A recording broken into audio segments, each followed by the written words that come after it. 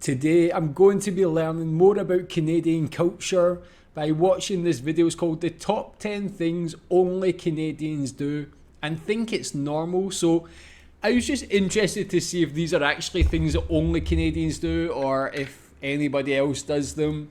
These are the top 10 things, so maybe there's other things that only people in Canada do that other people don't. You can tell me if you know of any of those. But let's check this one out first and see what is actually on this list.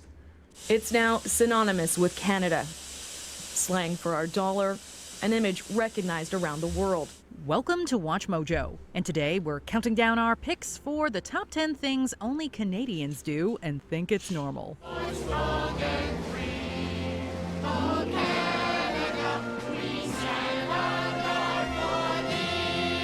For this list, we're looking at aspects of Canadian culture that may appear unusual in other parts of the world, but are completely normal in the Great White North. And I should know, I am Canadian. What do you think is the most unusual thing about Canucks? Let us know in the comments. Number 10, eat ketchup-flavored chips. Whether you call them chips or crisps, Canada is a Commonwealth country after all, flavored potato chips are a common snack across the globe.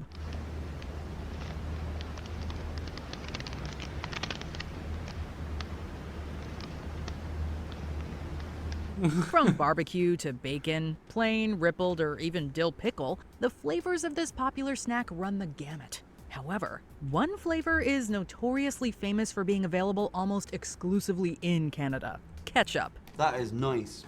It's not ketchup. Definitely not ketchup. Nicer than ketchup. Yeah, it is. The condiment-flavored treat is a huge favorite of Canadians because it's delicious, and one that often confuses visitors from other countries. Although its origins are a little fuzzy, it was likely inspired by the long-standing pairing of ketchup and another potato-based food: French fries. It's the powder or the seasoning, but it's working. There you go. Either way, it's one of many unique food items that many Canucks seem to long for. Number 9, wear short. I've already mentioned several times that here in Malaysia, actually, that's one of the most popular flavors. It's weird because I've traveled all around Asia, lived in a few different countries.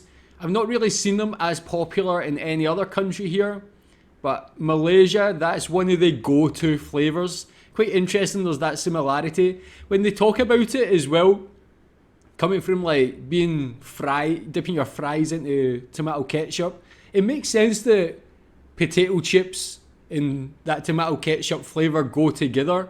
It's a natural partnership, relationship.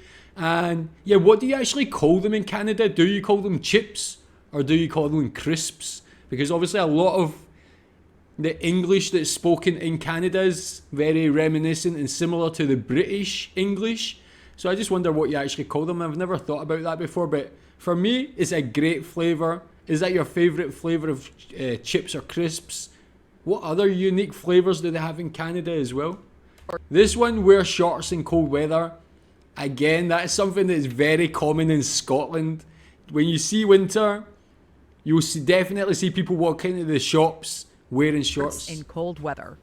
Yeah, the stereotypes are true. Canadian winters can be bitterly cold. But what many may not know is that the climate goes extreme on both ends. The government of Canada issued a warning today about a dangerous condition that seems to be spreading farther north thanks to global warming. White guys wearing shorts all winter. Sure, some places might dip below -40 in the winter, but some summers can see highs of 104 degrees Fahrenheit, or above 40 in Celsius, as Canadians would say. So with such a broad spectrum, it's no surprise that locals have acclimated to drastic changes in temperature. So much so that it's fairly common to catch someone wearing shorts that you'd likely associate with warmer weather in the winter. It's -20 out there today. Why, in good heavens, are you in shorts? I'm in shorts, yeah. Why is the big question? I guess I like the cold. After enduring the heavy cold for several months, some residents will break out the shorts and walk outside in sub-zero temperatures. No one's going skiing like that, but you may very well see someone walking to the store in the snow in shorts and sandals. Some people with shorts out here, so some brave people. Oh my God. Number 8. Yeah, again, like I mentioned, that definitely happens. I've seen that happen a lot in Scotland. Obviously, Scottish winters, Scottish cold weather is probably not comparable to Canadian winters and weather. Obviously, Canada's going to be a lot colder. But I feel like the legs are one part of your body that just doesn't really get as cold as the rest, like your hands, your feet, maybe your face. All need to be covered, but your legs, for some reason, I don't feel like need to be covered. Although I can't remember actually doing that myself, walking out in winter weather with shorts. Tell me if you did that, but I guess a lot of people just wear shorts around the house, so it's just easy to go out. If you're just going to the shop, just to go out, stick your shoes on, walk out, walk back. Yeah, tell me if you did that before. Give their coins unique names. In 1987, a gold-colored coin was introduced to eventually replace the Canadian $1 bill. Dollar coins will replace the bills that are now stuffed into fare boxes, reduce the number of quarters we have to carry around, and save Canadian transit authorities $2 million annually. Slightly larger than a quarter, the $1 coin depicts Queen Elizabeth II on one side, and on the other is a bird seen widely across the country, the loon. Hence its cute nickname, Loony. In 1996, the $2 bill was also replaced with a coin that received its own moniker, the Toonie, as in the number 2 and the Loony, even though it has a polar bear on it. Introducing Canada's new $2 coin. Change.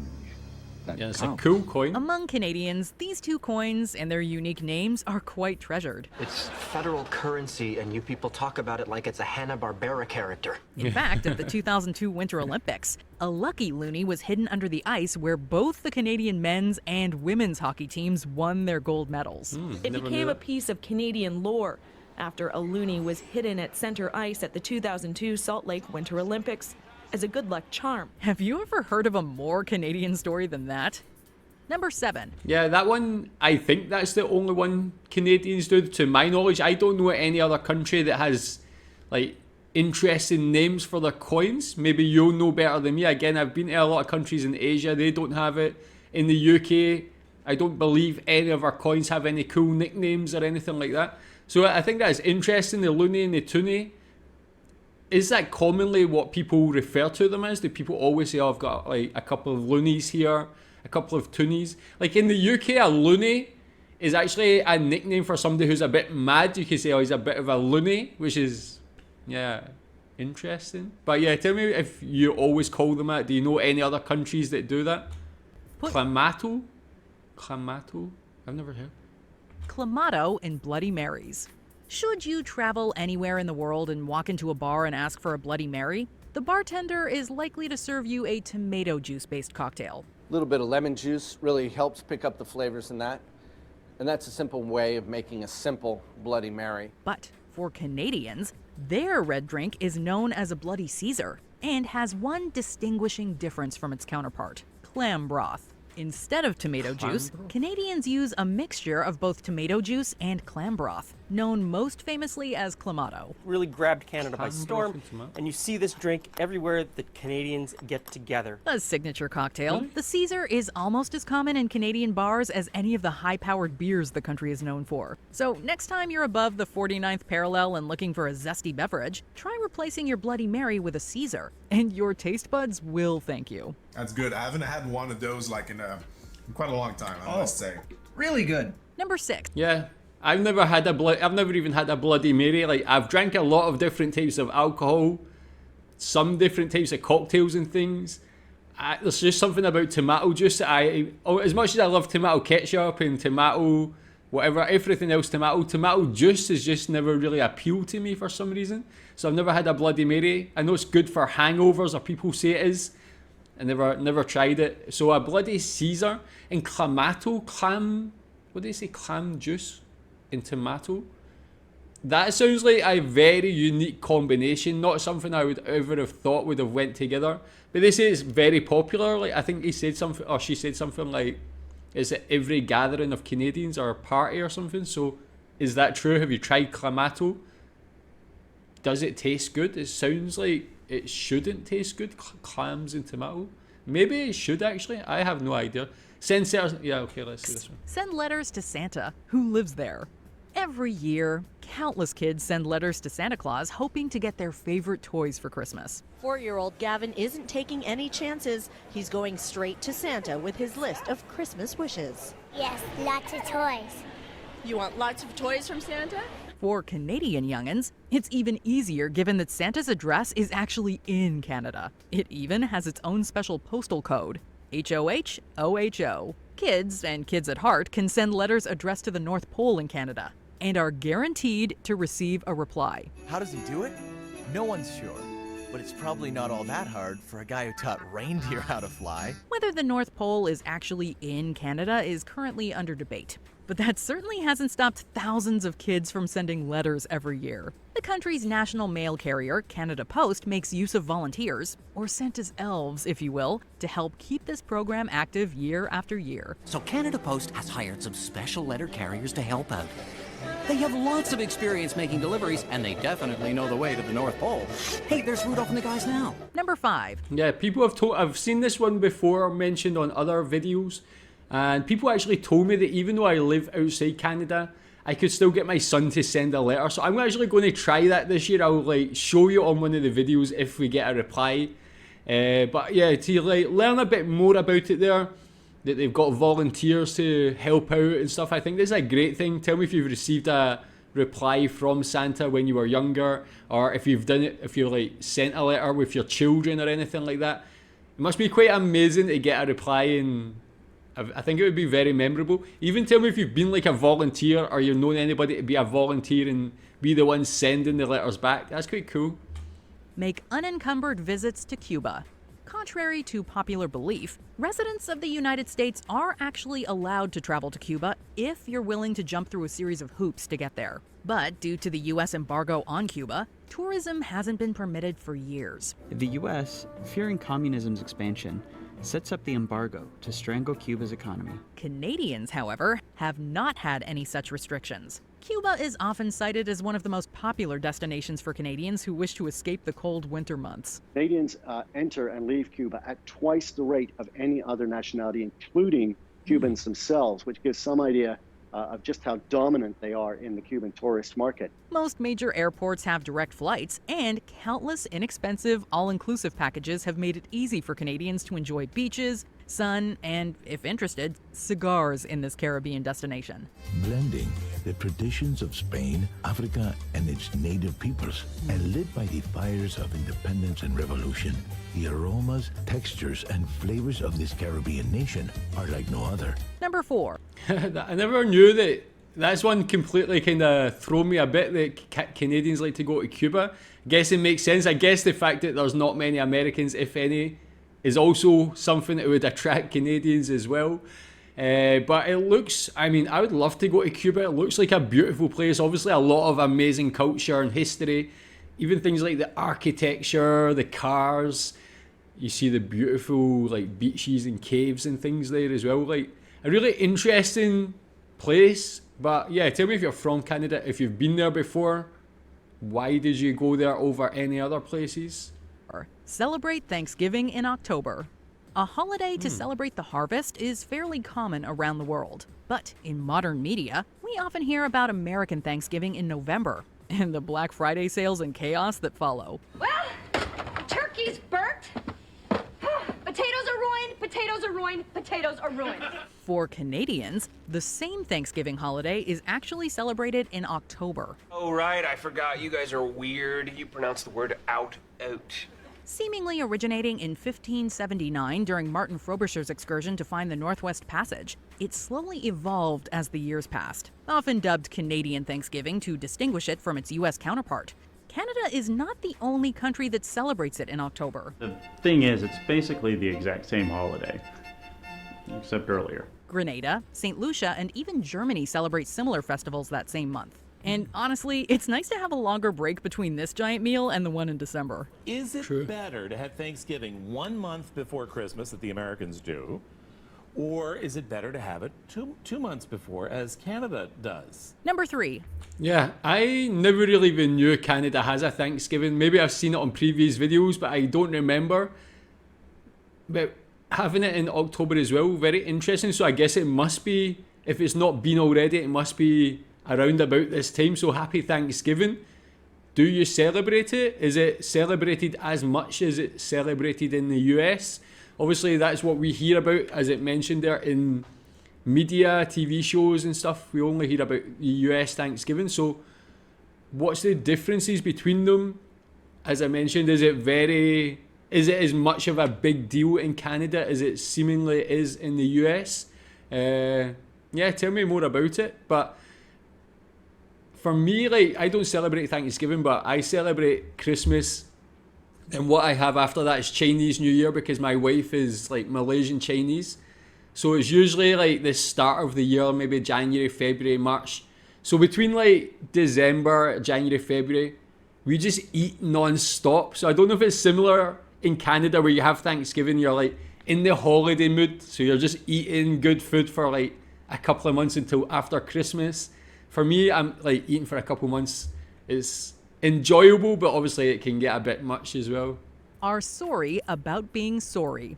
Ask virtually anyone around the globe to describe a Canadian, and they'll likely use one word: friendly. Canucks are widely considered some of the friendliest people in the world. Oh, sorry there. Didn't see ya. You okay? I'm fine. Okay, sorry about that. So friendly, in fact, that we've been stereotyped for apologizing for almost anything and everything. It's become such an ingrained part of Canadian culture that the Ontario government had to pass the Apology Act of 2009, which stated that an apology does not automatically comprise an admission of guilt. Well, this is a mugging. So, What? yeah, I'm sorry about that. If I could just get that wallet right there. It's one of the more quirky aspects of Canadian culture that certainly distinguishes us from other countries, who shall remain nameless. Sorry, we're just too polite to call them out. We say it correct. Sorry. I think that they just don't know how to say it because they never do it, or they just like blame it on the nearest person and or country. They just do that. Number 2. Yeah, I feel like I'm definitely like that as well. I apologise for everything. I've did that since I'm young. I don't know if it's because my mum and dad like ingrained that in my head, but say it like similar to that first scene there where someone banged into the person and they said sorry. There's been times like I've been walking down the street, someone will like bang into me or something, or they won't be looking or banging, I'll be like, oh sorry. I'll be the one that says sorry, then I'll be walking away thinking, why did I just say sorry? Like, I always do that as well, but I just think that's a good thing. It's better to be nice and polite than rude and obnoxious. Buy milk in bags. At one time, the milkman came to your house and dropped off your bottles of milk. Oh, it's only the milkman. Hey, maybe I should be a milkman. As cartons became the norm, people got used to buying them in stores. For Canadians, the shift from the imperial measuring system to metric also brought something new: milk in bags. What is... It's so dangerous. What do you mean? Why? Why would you put it in a bag? As companies were shifting all of their containers to new sizes, milk bags were easy to change. Quickly enough, bagged milk became quite popular and is still widely used today. Canadians aren't the only ones who use it either. You know, if you want to save some for yourself, you can always just kind of... How's it taste? like sucking on a teat. Quite literally. China, Israel, South Africa, and even Argentina all make use of the arguably more environmentally friendly container. But cut that corner hole too big and you are in for an utterly disastrous bowl of morning shreddies. Your milk comes in bags. Before we continue, be sure to... Have you ever cut the corner too much? Again, I've mentioned before, I've seen this before, but I don't have a problem with it. They serve drinks here in Malaysia in bags. Sometimes you can get hot coffee, hot tea. They'll give you in a bag with a straw. You just carry around drinking, and actually, it's fine, man. Just drinking, like, it's not really a problem how it comes. So yeah, I know people have told me that's only in certain parts of Canada that bagged milk is more commonly seen or commonly available than others. So yeah, I think it's subscribe fine. to our channel and ring the bell to get notified about our latest videos. You have the option to be notified for occasional videos or all of them. If you're on your phone, make sure you go into your settings and switch on notifications. Number 1. Sing National Anthem in both languages. Fun fact, the original O Canada National Anthem was actually written in French and then translated to English in 1906.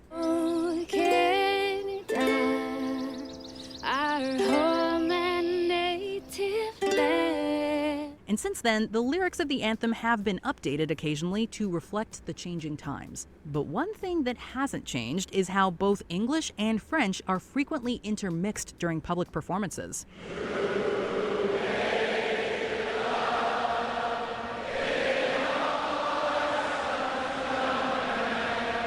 Often sung at sporting and other major events, it is fairly common for some portions of the anthem to be sung in English, then switch to French or vice versa, and then back several times. I like to call this the hockey version.